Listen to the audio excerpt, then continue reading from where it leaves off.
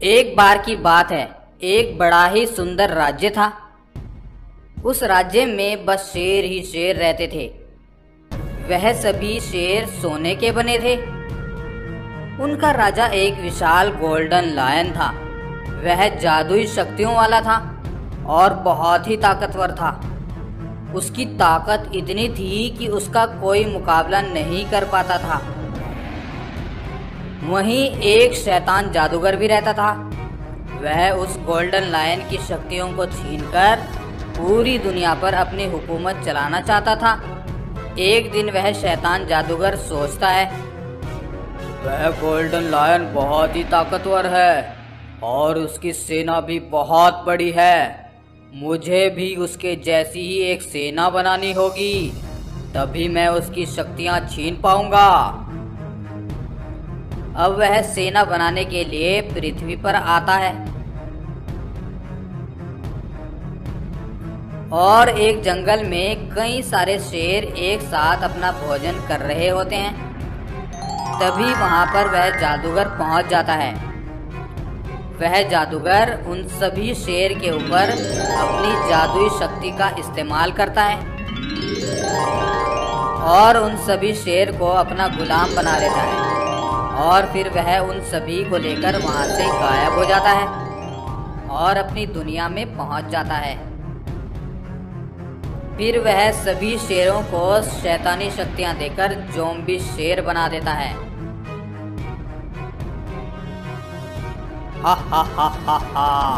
اب میں ایسے ہی ایک ایک کر کے پرتھوی سے شیروں کو اٹھا لاؤں گا اور ایک بڑی سینا بنا کر اس گولڈن لائن کو مار کر اس کی ساری شکتیاں چھین لوں گا۔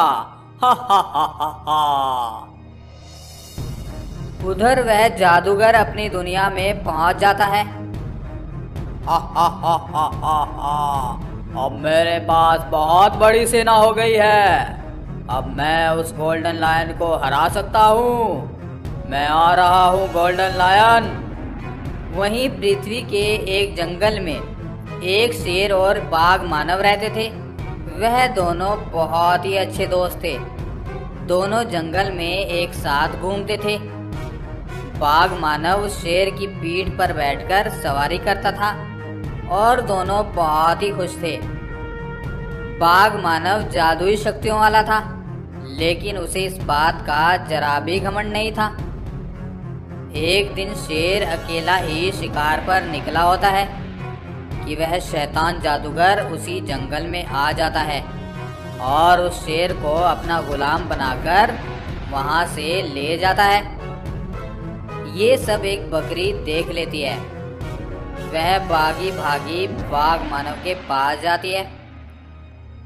سنو باغ مانو، ایک شیطان جادوگر مہاراج شیر کو پکڑ کر اپنے ساتھ لے گیا ہے۔ کیا کہا؟ اس جادوگر کی اتنی ہمت کہ وہ میرے دوست شیر کو پکڑ کر لے گیا؟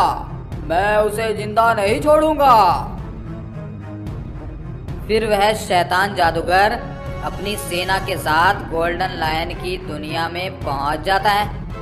گولڈن لائن اور شیطان جادوگر کی سینا آمنے سامنے آ جاتی ہے۔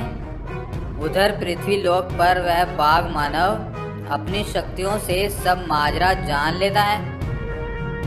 ارے میرے دوست شیر کی جان خطرے میں ہے، مجھے جلدی سے جانا ہوگا۔ ادھر گولڈن لائن اور شیطان جادوگر کی سینا میں لڑائی ہونے لگتی ہے۔ وہ شیطان جادوگر بہت زیادہ شکتیشالی ہو گیا تھا اور وہ اور اس کی سینا گولڈن لائن اور اس کی سینا کو قید کر لیتے ہیں۔ گولڈن لائن، جلدی سے مجھے اپنی ساری شکتیاں دے دو، نہیں تو میں تمہاری پوری سینا کو ختم کر دوں گا۔ نہیں، میں ایسا نہیں کروں گا۔ چاہو تو تم ہم سب کو مار ڈالو، لیکن ہم تم کو یہ شکتیاں دے کر اس دنیا کو مصیبت میں نہیں ڈال سکتے ہیں۔ تو پھر میں اپنے ساتھ آئے ان سب شیروں کو مار ڈالوں گا۔ یہ سب میرے وش میں ہے اور یہ سب نردوش پرانی تمہاری وجہ سے مارے جائیں گے۔ اب گولڈن لائن سوچ میں پڑ جاتا ہے، یہ کیسی مصیبت میں پھنس گیا ہوں میں، یہ سب شیر تو بیچارے نردوش ہیں اور یہ تو کچھ بھی نہیں جانتے کہ یہ کیا کر رہے ہیں، ان کو میں کیسے مرنے کے لیے چھوڑ دوں۔ پھر وہ گولڈن لائن اس جادوگر کو اپنی شکتیاں دینے کے بارے میں سوچتا ہے اور اس شیطان جادوگر سے بولتا ہے، ٹھیک ہے، میں تمہیں سب شکتیاں دے دوں گا، پہلے ان سب شیروں کو اپنے سموہن سے آزاد کر دو۔ نہیں، پہلے تم مجھے اپنی شکتیاں دو گے، تب میں سب کو آزاد کر دوں گا۔ گولڈن لائن کے پاس اب کوئی راستہ نہیں بچا تھا، وہ شیطان جادوگر کی بات مان لیتا ہے اور جیسے ہی وہ اپنی شکتیاں اس جادوگر کو دینے لگتا ہے، وہ باغ مانو وہاں پر پہنچ جاتا ہے اور اپنی شکتیوں سے اس جادوگر کو قید کر دیتا ہے۔ اس کے قید ہوتے ہی سبھی شیر اس کے سموہن سے آزاد ہو جاتے ہیں اور گولڈن لائن اور اس کی سینا کو بھی وہ باغ مانو آزاد کر دیتا ہے۔ پھر وہ گولڈن لائن اس جادوگر کو اپنے قید خانے میں ڈال دیتا ہے۔ گولڈن لائن اور سبھی گولڈن شیر مل کر باغ مانو کا دھنیواد کرتے ہیں اور پھر باغ مانو اپنے دوست شیر اور باقی سبھی شیروں کو لے کر وہاں سے واپس پرتھوی پر آ جاتا ہے۔